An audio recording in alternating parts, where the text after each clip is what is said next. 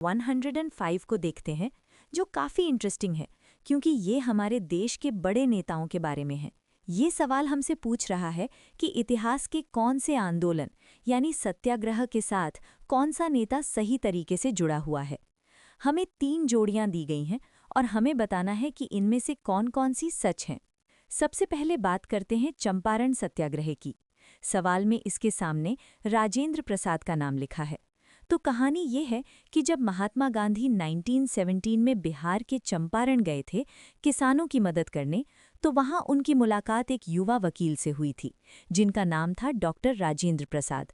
राजेंद्र प्रसाद जी गांधी जी से इतने प्रभावित हुए कि वो उनके पक्के साथी बन गए और उन्होंने इस आंदोलन में बहुत बड़ा रोल निभाया।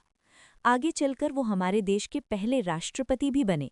तो हाँ, ये पहली जोड़ी बिल्कुल सही है कि राजेंद्र प्रसाद चंपारण से जुड़े थे।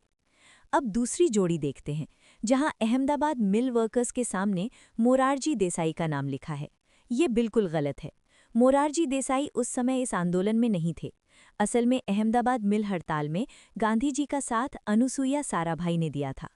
ये बड़ी मज़ेदार बात है क्योंकि अनुसुईया जी उसी मिल मालिक की बहन थी जिसके खिलाफ मजदूर हड़ताल कर रहे थे। उन्होंने अपने ही भाई के खिलाफ जाकर गरीबों का साथ दिया था। मोरारजी देसाई तो राजनीति में काफ़ी बाद में आए, इसलिए ये वाला ऑप्शन गलत है। तीसरी जोड़ी है खेड़ा सत्याग्रह और वल्लभ भाई पटेल।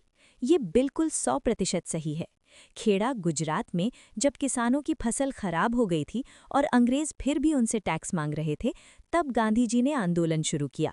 यहीं पर उनकी मुलाकात वल्लभ भाई पटेल से हुई, जो उस समय एक बहुत बड़े और अमीर वकील हुआ करते थे।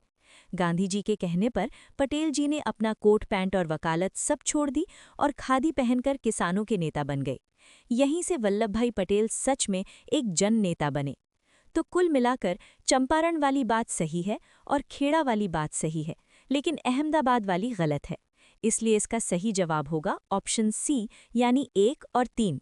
उम्मीद है अब तुम्हें ये पूरी कहानी याद रहेगी।